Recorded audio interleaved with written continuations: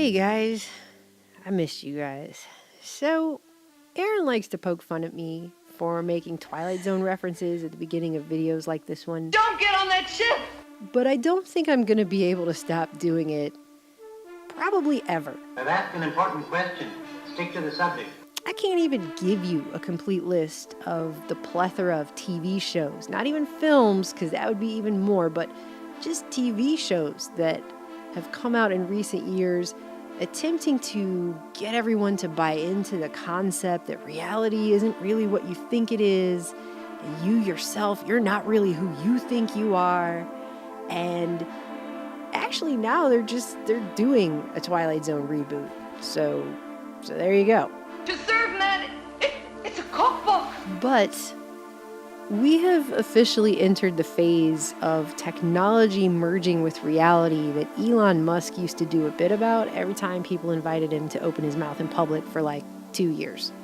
40 years ago, we had Pong, where you had like two rectangles and a dot, like two rectangles and a dot. But now you can see a video game that's photorealistic, almost photorealistic. 40 years later, we have photorealistic 3D simulations with millions of people playing simultaneously, and it's getting better every year. And you see where things are going with virtual reality. Soon we'll have virtual reality, augmented reality. If you extrapolate into the future and say, well, how good, let's say, will video games be in 100 or 200 or 1,000 years from now? If you extrapolate that out into the future with any rate of progress at all, if you assume any improvements at all,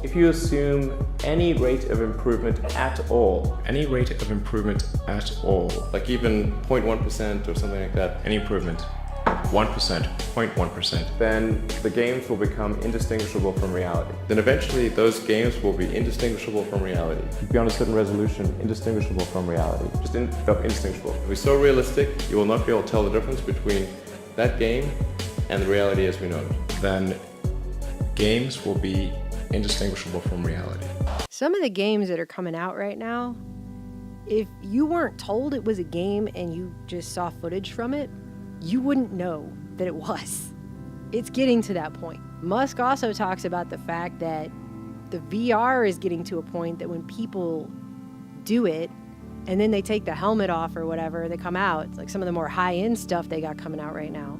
When they're back in actual real physical reality that they're in, they feel like the VR was more real than the actual world. That's the level that we're at with this. That video editing technology where a person can take a video of someone, of anyone, and make it say whatever they want it to in real time, that we reported on 3 years ago, has only gotten more sophisticated now. Look how much you can distort the message by hijacking someone's face. It's really uncanny and eerie. I guess they're gonna try to give society schizophrenia, trying to figure out when they're in the real world. And I've got a single camera here that's watching my face and feeding some machine learning software that's taking my expressions like, I'm transferring it to that guy. He's actually a 3D character that I'm controlling live in real time.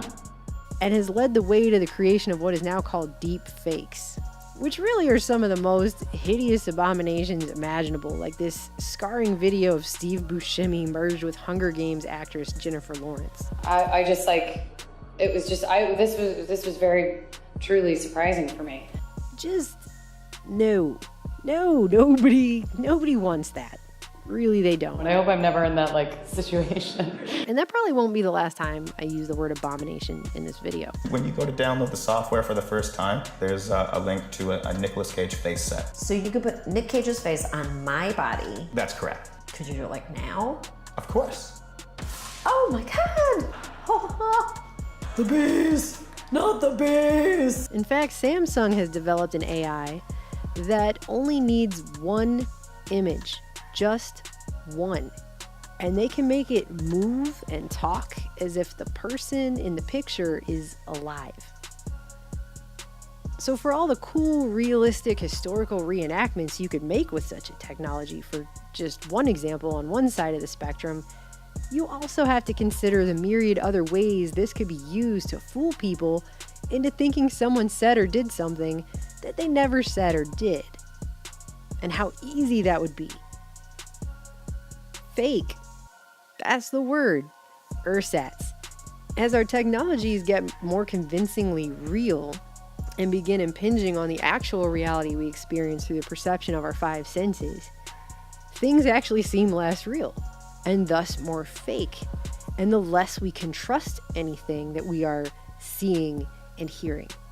A few years ago, AI began its foray into journalism, writing stories for major news outlets like the Associated Press and the Washington Post, just to name a couple. And the AI does it so well that most people can't tell the difference. So you have untold thousands of people every day reading stories written by computers, and they don't even know that they're doing it. Well, back in February, it was announced that Elon Musk's nonprofit OpenAI developed a text generator that's so good, they've declined to release it publicly for fear of misuse. So this is dubbed deepfakes for text, and it's apparently so convincingly real, and the untold risk of malicious misuse is so high, that OpenAI is actually breaking the normal practice of releasing it in order to do more research and attempt to fully discuss the ramifications of what this kind of technology will mean to a society that's increasingly living in a shrinking reality. So basically, you feed this thing a few lines of text, and it's able to convincingly predict and then generate the next few sentences or pages. And it works for anything, including news, novels, whatever. Fittingly, they even had it write its own version of George Orwell's 1984. And based on what I read of what it came up with, if you slapped a person's name on that and said that it was written by so-and-so, people would buy that as a novel probably, and they would just believe it. They wouldn't even realize they were reading a book written by a computer. The implications for propaganda here are just, you can't even think of all the ways that that could be gained. How ingrained and how connected and interconnected is this technology going to be in our life? It will be, at some point, indistinguishable from reality. And speaking of Joe Rogan, the AI for generated speech has become much, much more advanced since the late 90s when it was first announced publicly that scientists at the Los Alamos National Lab were using clips of our military members to generate realistic sounding fake speech. So here's a computer generated clip of Rogan saying things he never actually said. Hey, Joe Rogan, it's me, Joe Rogan. Please come save me, man. These artificial intelligence guys have trapped me in a machine. How many people do you think would be able to tell that that wasn't really him speaking at all? So there's that. But computers aren't just generating fake video, made up text, and speech that was never spoken. They're actually generating whole people now. So this website is called This Person Does Not Exist. And the AI here is called a generative adversarial network, which has apparently only been around publicly since 2014 that we know of. But their stated goal here is to synthesize artificial images that are indistinguishable from authentic images. They trained an AI by feeding it lots and lots and lots of pictures of people, and in just 2 weeks, it was able to come up with some pretty convincing pictures of human beings that they look like real people, but they don't actually exist. None of these people that you're looking at right now actually exist. None of them. And sometimes you can tell if you look real close or you pause it and stay on it for a while, but many times you can't.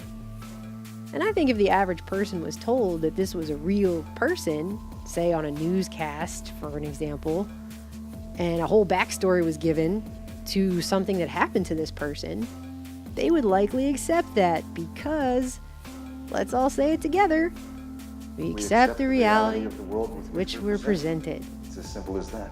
They conclude by saying that this is groundbreaking because, quote, it not only produces high quality and realistic images, but also allows for superior control and understanding of generated images, making it even easier than before to generate believable fake images. And they've done the same thing in other areas. You have AI that's attempting to create cats, and at least the computer is failing so far at making cats and really just makes these HP Lovecraftian eldritch abominations.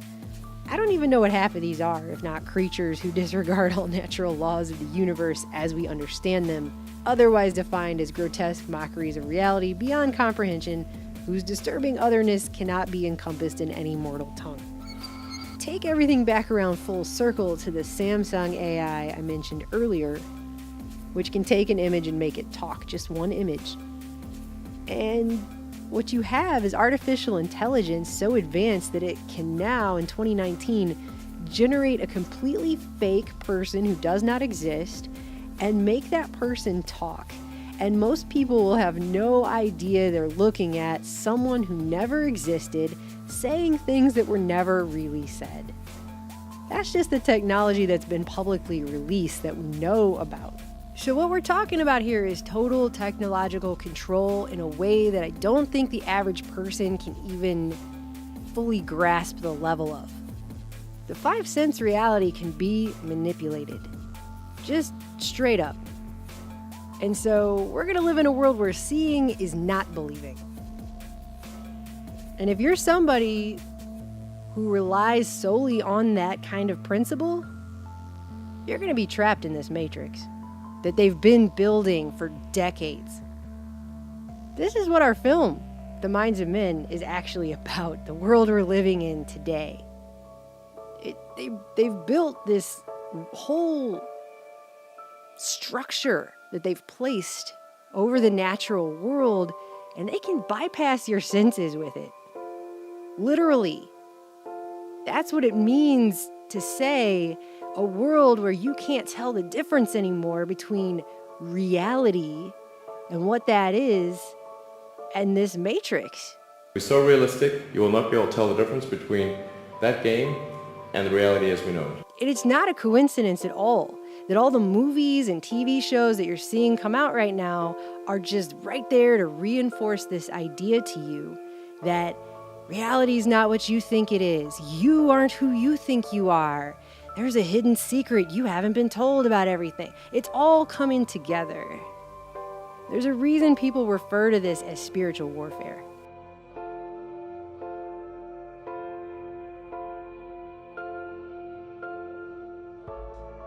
Take all this together out to its logical conclusion, and it's like every episode of The Twilight Zone has now been mixed together in a blender and unleashed onto society. It's beyond the Matrix. Our reality is increasingly being manipulated and mediated by technology to a point that it's merging, it's blending.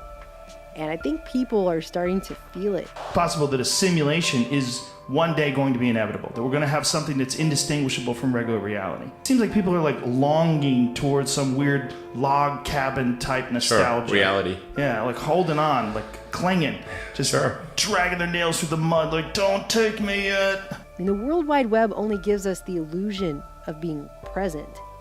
But the reality is we're only in our homes connecting to a digital space. Where is that space? My concern is not so much what Instagram is that I didn't think that people had the need for this or the expectation for some sort of technology that allows them to constantly get love and adulation from strangers and comments and this ability to project this sort of distorted version of who you really are. But I worry about where it goes. Like, what's the next one? Like, where is it? Is it going to be augmented? Is some sort of a weird augmented or virtual sort of Instagram type situation where you're not going to want to live in this real world? You're going to want to interface with this sort of world that you've created through your social media page. Or live in the simulation. Yeah, maybe in the simulation. Some Ready Player One type shit that's real. So that presence is an illusion. And once we get to a point of augmented and virtual reality, well, that just takes the phrase spirit of slumber to a whole new, unprecedented level. That it's quite transformative. You really feel like you're there. And then when you come out of it, it feels like reality isn't real. I think we'll see probably less physical movement in the future as a result of the virtual reality stuff. I've been asking on this channel for years now, if you weren't physically there and you didn't see something with your own eyeballs, how do you know what really happened? It's faith. So we're going to have to start asking ourselves, not just as a society, but as individual human beings, where is your faith? What do you have faith in? Because increasingly, your eyes and your ears are not going to be doing it anymore. And so what you're going to have left is discernment and faith. What do you believe in? And I would say that's just the beginning of what the phrase post-truth era really means.